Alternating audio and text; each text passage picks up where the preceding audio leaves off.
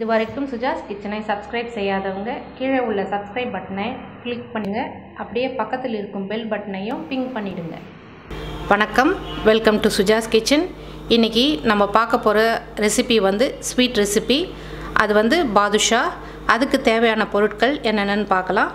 அதுக்கு தேவையான பொருள் மைதா அல்லது all purpose flour 1.5 cup, 1/4 cup பால் கொஞ்சம் வெதவெதப்பாக இருக்கட்டும், தயிர் 1/4 கப்பு, நெய் 1/4 கப்பு, சுகரை பவுட்ரு பண்ணி வச்சுருக்கேன் அது 1 teaspoon, baking powder 1 teaspoon,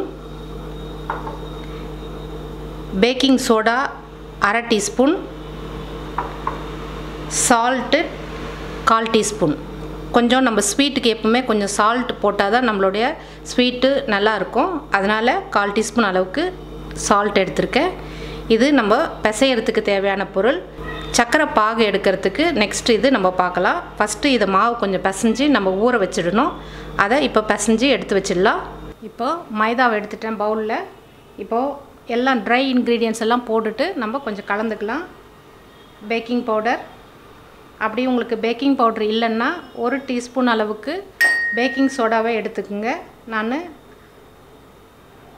baking soda போடுறேன். பவுடர் சுகர் போடுறேன்.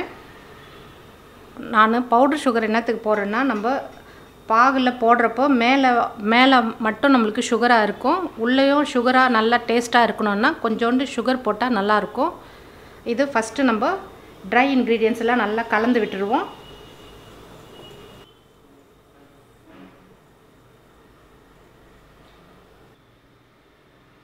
நம்மளுக்கு வெட் இன்க்ரீடியன்ட்ஸ் எல்லாம் கலந்துக்கலாம். இப்போது பால் ஊற்றிக்கிறேன்.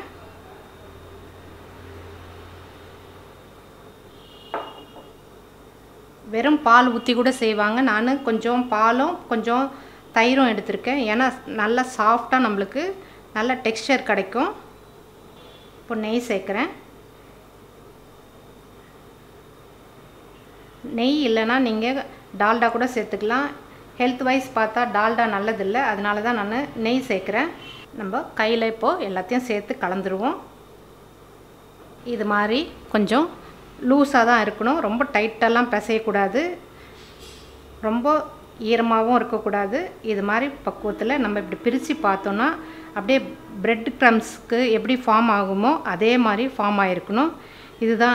இதுதான் அதனுடைய ஸ்ட்ரக்சரு. இப்போ நம்ம பிசைஞ்சிட்டு ஒரு 10 நிமிஷம் போல் பாகு எடுக்கிறதுக்கு வரைக்கும் நம்ம ரெஸ்ட்டில் விட்டுடலாம். நம்ம இப்போ மூடி வச்சிடலாம். ஒரு பேப்பர் டவல் போட்டு நான் மூடி வச்சிடுறேன். இது ஒரு 10 நிமிஷம் போல் ஊறட்டும். ஊறுறதுக்குள்ளே நம்ம பாகு எடுக்கிறதுக்கெல்லாம் நம்ம ரெடி பண்ணி வச்சுக்கலாம். இப்போது நம்ம சர்க்கரை பாகு எடுக்கிறதுக்கு தேவையான பொருள் பார்க்கலாம். சர்க்கரை 1 கப்பு நான் 250 ml கப்பில் எடுத்திருக்கேன். எல்லா மெஷர்மெண்ட்டையும் நான் 250 ml மெஷர்மெண்ட் கப்பில் எடுத்திருக்கேன்.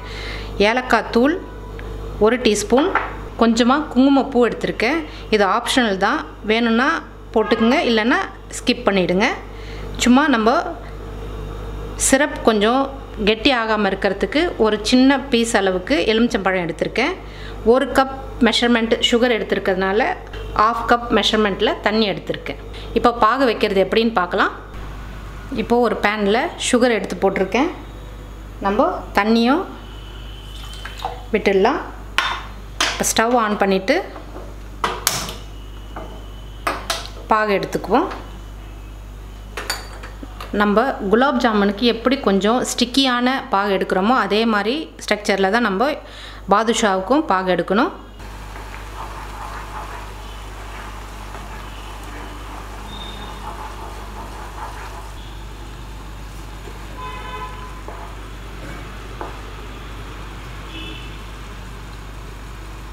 கொஞ்சம் ஸ்டிக்கியாக இருந்தால் போகிறோம், இல்லைன்னா நம்மளுக்கு கிறிஸ்டலைஸாக தெரியும் பாதுஷா மேலே. இது மாதிரி இருந்தால் தான் பாதுஷாக்குள்ளே கூட நல்லா சிரப் ஊறும். இப்போது குங்குமம் பூ சேர்த்துறேன். ஸ்டவ் ஆஃப் பண்ணிவிட்டு ஏலக்காய் தூளும் சேர்த்துறேன். கொஞ்சோண்டு எலுமிச்சம் பழமும் பிழிஞ்சு விட்டுடலாம். கலந்துட்டு பக்கத்தில் எடுத்து வச்சுருவோம். நம்ம மாவு பிசைஞ்சு வச்சோம் இல்லையா, அதை உருண்டை பண்ணிக்கலாம். நல்லா கொஞ்சோண்டு மறுபடியும் பிசைஞ்சு விட்டுருங்க. உங்களுக்கு எவ்வளோ சைஸ் வேணுமோ அந்த சைஸ்க்கு நம்ம இப்போது பால்ஸ் பண்ணிக்கலாம். நம்ம நெய் போட்டோன்னா நல்லா வாசனத்தோடு இருக்கும். அதனால தான் நான் நெய் போட்டிருக்கேன். இல்லைன்னா நீங்கள் காய்ச்சின எண்ணெய் கூட நீங்கள் விட்டுக்கலாம்.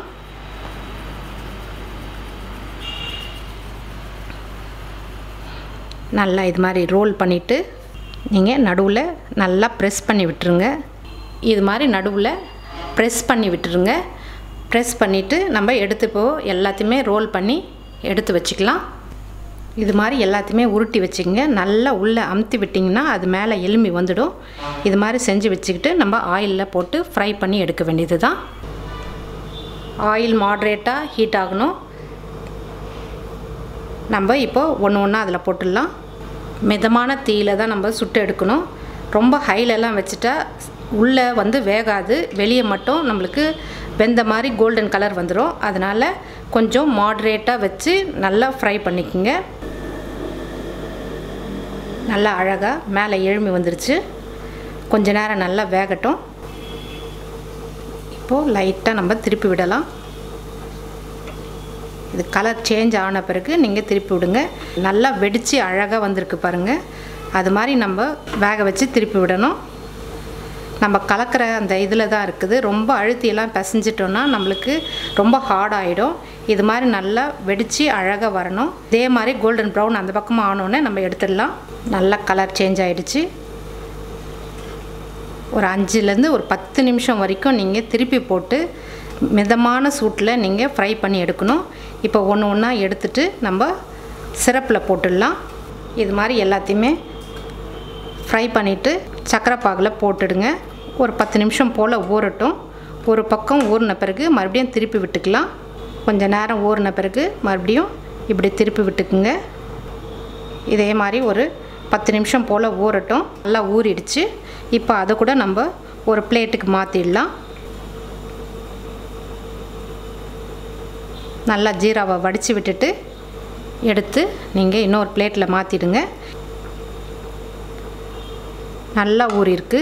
நீங்கள் சிரப் கூட அதே மாதிரி நம்ம குலோப் ஜாமுனுக்கு எப்படி வைக்கிறோமோ அதே மாதிரி சிரப்பு நீங்கள் பண்ணிங்கன்னா தான் இது மாதிரி நல்லாயிருக்கும். ஷைனிங்காக நம்மளுக்கு இருக்கும். இல்லைன்னா மேலே கிறிஸ்டலைஸ் ஆகிடும். உங்களுக்கு அது மாதிரி சாப்பிட்ணுன்னு நினச்சிங்கன்னா பாக கொஞ்ச நேரம் இன்னும் 1 நிமிஷமோ 2 நிமிஷம் நீங்கள் விட்டிங்கன்னா நம்மளுக்கு கிறிஸ்டலைஸ் மாதிரி மேலே தெரியணுன்னா அது மாதிரி விட்டு நீங்கள் பாக எடுத்துக்கலாம். இது மாதிரி வேணும்னா நீங்கள் இது மாதிரி குலோப் ஜாமுன் பதத்தில் நம்ம பாக எடுக்கணும். நம்மளுடைய அழகான ருசியான சுவையான பாதுஷா ரெடி ஆகிடுச்சு. சிம்பிளாகவும் ஈஸியாகவும் செய்யக்கூடிய ரெசிப்பியாக நான் உங்களுக்கு செஞ்சு காமிச்சிருக்கேன். ரொம்ப சாஃப்டாக நல்லா உள்ள ஜூஸியாக இருக்கும் பாருங்கள்.